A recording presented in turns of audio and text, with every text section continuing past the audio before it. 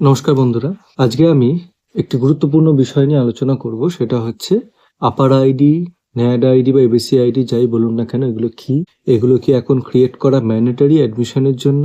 এটা আপনারা কিভাবে ক্রিয়েট করবেন এবং এর অ্যাডভান্টেজ কি এগুলো ক্রিয়েট করা? এই আপার আইডি, এবিসি আইডি, ন্যাড আইডি এগুলো কি একে অপরের সাথে লিঙ্ক, না এগুলো আলাদা? আপনাকে কি প্রত্যেকটা আলাদা ক্রিয়েট করতে হবে? তো সমস্ত ডিটেলস দেবো আজকের এই ভিডিওতে। তার সাথে দেবো তোমরা কিভাবে আপার আইডি ক্রিয়েট করবে এবং কেন এটা ম্যান্ডেটরি ক্রিয়েট করা এখন। তো সমস্ত তথ্য থাকবে আজকের ভিডিওতে, তোমরা স্কিপ না করে সম্পূর্ণ ভিডিওটি দেখতে থাকো। ভিডিওটি ভালো লাগলে ভিডিও শেষে একটি লাইক করে দেবে।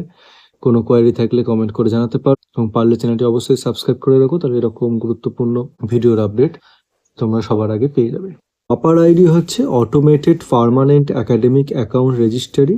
এটা কেন্দ্রীয় সরকারের উদ্যোগে one nation one student ID, যেটা কেন্দ্রীয় সরকার এই উদ্যোগ চালু করেছে যে প্রত্যেকটা স্টুডেন্টের আপডেট সংস্করণের জন্য।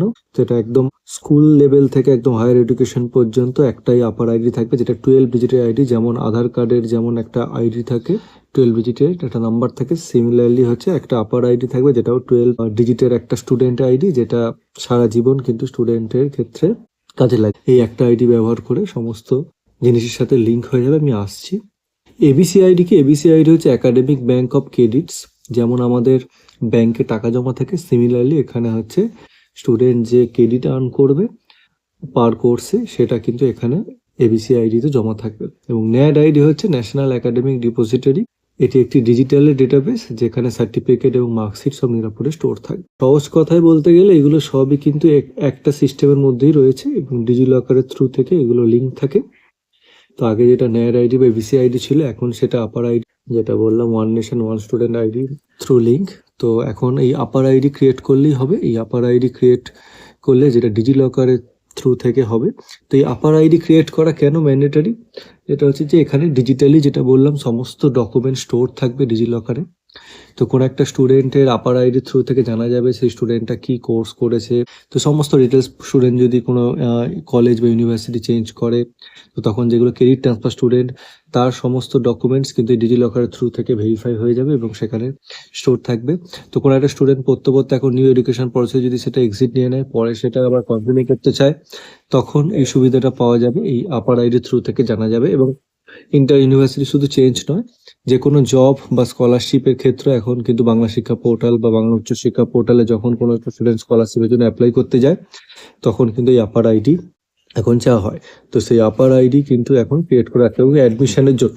এখন কলেজ ইউনিভার্সিটি অ্যাডমিশনের জন্য কিন্তু আপার আইডি ক্রিয়েট করা মাস্ট। একটা স্টুডেন্ট যদি স্কুল লেভেলে আপার আইডি ক্রিয়েট করে রাখে তার আধার কার্ডের থ্রু থেকে, তাহলে সেই স্টুডেন্টটা সেই আপার আইডি দিতে পারবে। স্কুল কলেজ রেজিস্ট্রেশনের ক্ষেত্রে যেমন লাগছে, তেমনই আমি বললাম জব বা ইন্টার্নশিপে যখন সিলেক্ট হবে, তখন অনেক সময় ডকুমেন্ট ভেরিফিকেশন করতে হবে। ডকুমেন্ট ভেরিফিকেশনের সময় যদি আমাকে বারবার অরিজিনাল ডকুমেন্টস নিয়ে যেতে হয়, সেটা মিসিংয়ের প্রবলেম হতে পারে, ডকুমেন্টস হারিয়ে যাওয়া বা বারবার আমার ক্যারি করা প্রবলেম। তো সেখানে যদি ডিজিটালি স্টোর থাকে, এবং ফেক হওয়ারও কিন্তু চান্সেস কম, যেহেতু আমার এটা গভর্নমেন্টের পোর্টালে ডিজি লকারের থ্রু থেকে লিঙ্ক থাকছে।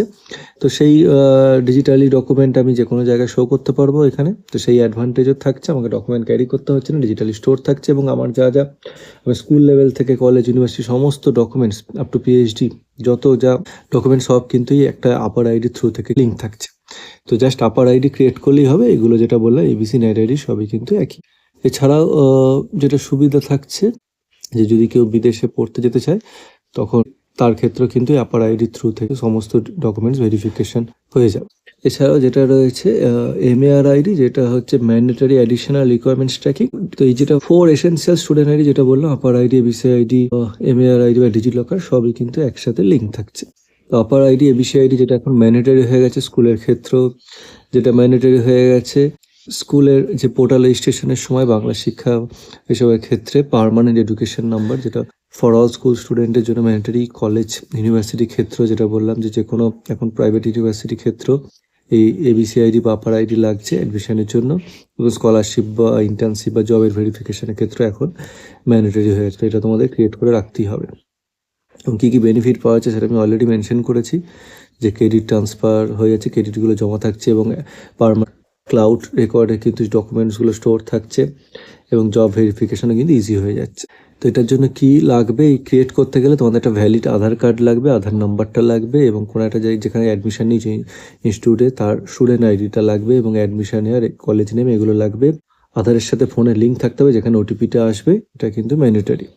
তো কিভাবে তোমরা ক্রিয়েট করবে, প্রথমে তোমাদের ডিজিটকার যে গভর্নমেন্টের যে পোর্টাল সেখানে চলে যেতে হবে, বা তোমরা অ্যাপ ইনস্টল করেও করতে পারো।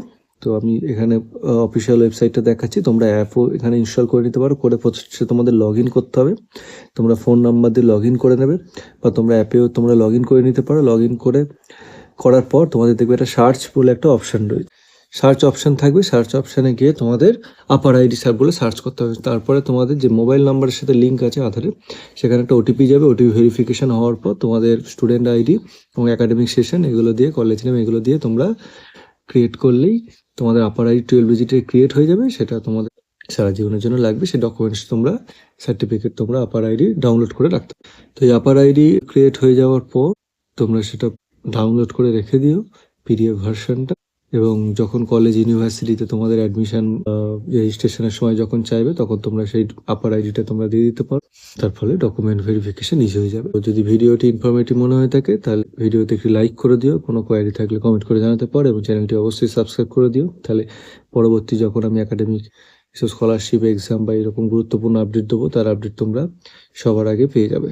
এবং পারলে কমেন্ট সেকশনে গিয়ে হাইপ বাটনে ক্লিক করে দিও, তাহলে ভিডিওটি সবার মধ্যে পৌঁছে যাবে। ধন্যবাদ ভিডিওটি দেখার জন্য।